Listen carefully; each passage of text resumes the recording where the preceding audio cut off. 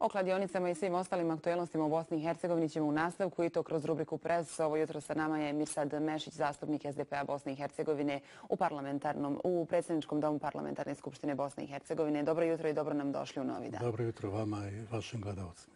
Evo, imali smo priliku pogledati prilog o kladionicama gdje je rečeno da će biti oporezovani SMS, poruke i dobici i sve ono o čemu se govorilo proteklih dana. To je jedna od naslovnica, odnosno jedna od tema na naslovnici Faktora gdje kaže uvodi se porez na sve dobitke i to kaže Vlada Federacije Bosne i Hercegovine koja je usaglasila verziju zakona uskoro u parlamentu. Vratit ću se novinama nešto kasnije. Ono što mene malo više interesuje jeste burna sjednica parlamenta Bosne i Hercegovine jučer.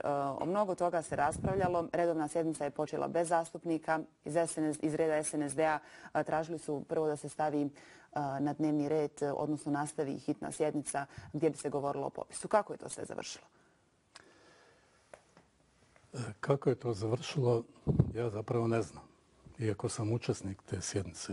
Dobro. Ne znam zapravo da li je išta riješeno i da li je kriza u Bosni i Hercegovini i dalje produbljena. Mi živimo u kontinuiranoj krizi koja očigledno odgovara prije svega SNSD-u koji ima vrlo jasan projekat od koga ne odstupa kroz riječi predsjednika Republike Srpske gospodina Dodika, a to je rušenje Bosne i Hercegovine i svih njenih institucija.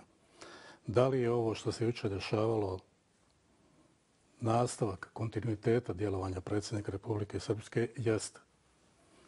I jučer se zapravo nije ništa završilo. Mi smo započeli rasprave, recimo o popisu, a nije poznat primjer u političkoj praksi svijeta da igdje poslanici parlamenta raspravljaju o metodama prebrojavanja stanovništva i razvrstavanja po parametrima koji su utvrđeni zakonom u popisu. Samo je to u Bosni i Hercegovini moguće da se o metodologiji prebrojavanja glasova pokušava napraviti politička priča koja čak prijeti da eskalira u nešto što se zove rušenje Bosne i Hercegovine. Pritom su donešene ocjene da su podaci netačni i prije samog popisa. Koliko je takva ocjena neozbiljna? Ona ne samo da je neozbiljna, ona je i krivično, ona bi se trebala i krivično sankcionirati. Podaci su službena tajna. Neko je došao do njih na način koji je samo njima poznat, a došao je naravno preko svojih zamjenika, zaposlenika i tako dalje. Nažalost, ovdje nemamo činovnike, direktore Bosne i Hercegovine. Ovdje imamo partijske direktore koji, evo, kao što je slučaj sa popisom, zapravo rade za interes političkih partija, a nikako za interes Bosne i Hercegovine. Dakle, mi moramo imati popis kao država. Jedan od uvjeta daljeg napretka Bosne i Hercegovine na evropskom putu zapravo je popis. Popis je tehničko pitanje i kaže koliko nas ima. E sad, postoji tu veliki projekt, veliki pod navodnicima projekti, koji su projektirali da u nekim dijelovima Bosne i Hercegovine ima toliko ovih, toliko onih, pa ako ima nekih drugih malo više, onda je to problem koji se svodi na to da treba ponovo sve srušiti.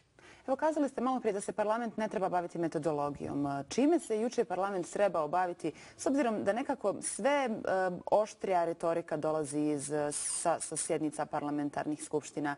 Dakle, jedna od dosta teških riječi izgovorenih je zapravo da usvajanje novih zakonskih akata čeka neki novi saziv koji je antifašistički u parlamentu. Pa gledajte, ako ste čuli tu tvrdnju, to zapravo mi iz Socijaldemokratske partije zaista i tvrdimo.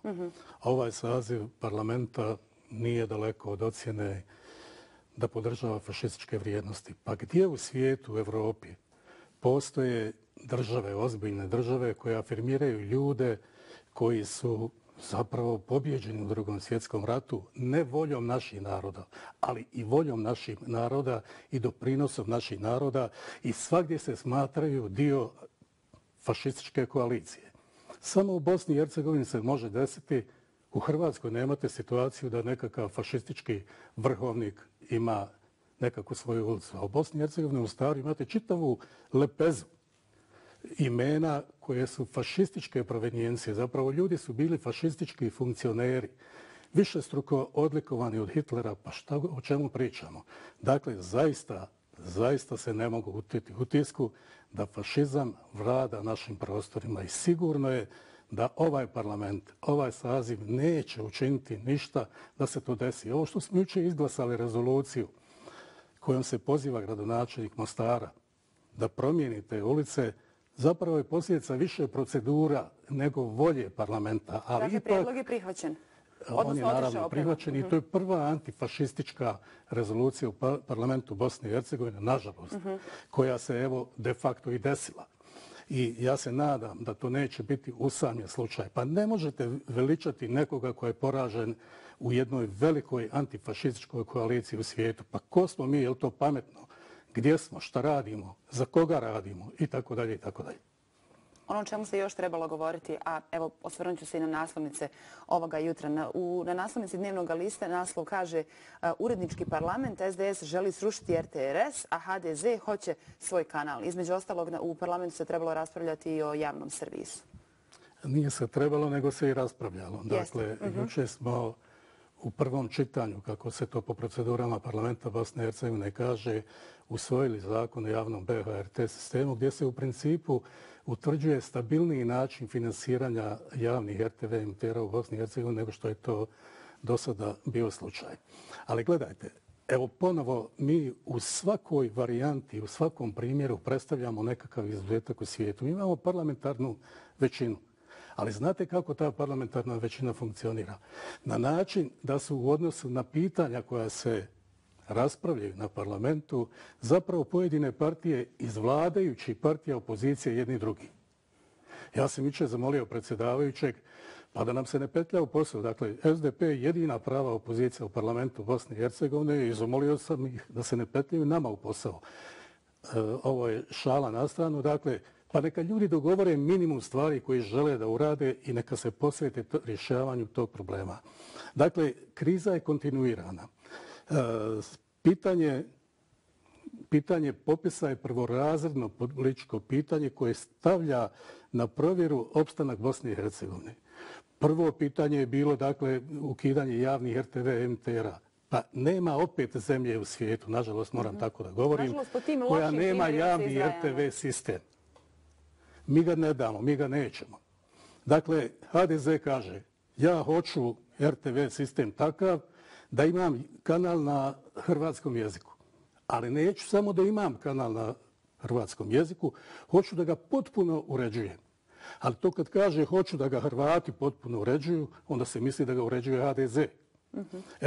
SDS ima problema sa funkcioniranjem RTRS-a, koji je po njihovoj ocjeni, a gledalci će utvrditi o čemu se radi, zapravo partijsko glasilo SNSD-a. I onda oni neće da učine napor da se formira javni RTV sistem u Bosni i Hercegovini. SNSD odgovara RTRS, ali bi srušio BHRT. I u tom vrzinom kolu, evo, mi pokušavamo da damo nekakav konstruktivan prijedlog. Mislim na ljude koji vole Bosnu i Hercegovinu, ne mislim uopšte o političkim partijama, pa da to zapravo ukinemo te animozitete. Hoćete reći da političke partije ne vole? Molim? Hoćete reći da političke partije ne vole? Hoću. Hoću, naravno. Svi oni koji rade protiv Bosne i Hercegovine ne vole. Ovdje je u pitanju inteligencija političkih partija. Dakle, neće se desiti destrukcija Bosne i Hercegovine, od toga nema govora. Ali će se desiti patnja koja može trajati 1 godinu, a može trajati 5 i 10 godina. Bosna i Hercegovina će, izvinjavam se, biti, niko je neće povrijediti i što prije shvate oni koji je ruše, da od toga nema ništa, posvetit će se onome što se zove prosperitet Bosne i Hercegovine. Koliko smo zbog svega toga neozbiljni i u očima javnosti, u očima, evo danas je ministarska konferencija ministara vanjskih poslova u Banja Luci. Jedan od naslova u novinama je prevarili Evropsku uniju, vlasti gaze po odlukama i zakonima Evropske unije. Ako BiH ne požuri, izgubit će i ovu godinu, kaže Sebastian Kurz, ministar inostranih poslova Austrije za nezavisne novine. Pa gledajte, to ministru Sebastianu Kurzu, Evropskoj uniji i svakoj državi Evropske unije izgleda je više stalo da mi uđemo u Evropsku uniju nego što je našim domaćim političarima. Jer zamislite onda problem. Nećemo onda biti u prilici da zaustavimo bilo kakav progon pod navodnicima kriminalaca iz reda političkih partija ako smo u Evropskoj uniji. znaće se procedure, znaće se jasni ciljevi, znaće se kako se to dešava i znaće se kako se realizira odgovornost i šta je posljedica onog koji ne preferiraju odgovornost u svom radu. Dakle, Evropska unija se zaista trudi. Prave se da ne znaju da ih varamo. Prave se jer hoće da nam pomognu. Evo, ja se duboko nadam da se ovo neće desiti. Indikativna je, recimo, na jučerašnjoj sjednici reakcija jednog od poslanika iz reda vladajuće partije, tačnije gospodina Sadika Ahmetovića, koji je evo rekao otprilike, pa ljudi, ja hoću da odem odavde, ovdje se ništa ne radi. A upravo je to ocjena odnosa vladajućih političkih partija u ovom trenutku i u parlamentu Bosne i Hercegovine, a naravno i svim parlamentima koji postoje u Bosni i Hercegovini. To je, ako se ne varam, bilo i na kontu jezika djece, odnosno bosanskog jezika, bošnjačkog jezika koje vlasti u Republici Srpskoj u obrazovanju žele upisati u knjižice. A ja bih voljela da završimo. Nažalost, dosta su nam crne ove naslovnice danas i teme o kojim govorimo i svi ti primjeri koji ste naveli. Moram još i ovo pročitati. Boro Stjepanović, nema kraja našim budalaštinama. Ovo je naslovnica magazina Dani koji izlazi danas. Vama hvala puno za izdvojeno vrijeme i gostovanje u Novom danu. Slažem se sa gospodinom Stjepanovićem i upravo na takav način ja razmišljam. Hvala još jednom. Hvala vama. Mirsad Mešić, zastupnik SDP-a Bosne i Hercegovine u predsjedničkom domu Parlamentarne skupštine Bosne i Hercegovine. Ovoga jutra bio je naš gost. Govorili smo o burnoj sjednici parlamenta Bosne i Hercegovine održanoj juče, o svim onim problemima koji tište trenutno Bosnu i Hercegovinu i kojim se do sada barem nekako ne nazire rješenjem. Ali bit ćemo optimistični.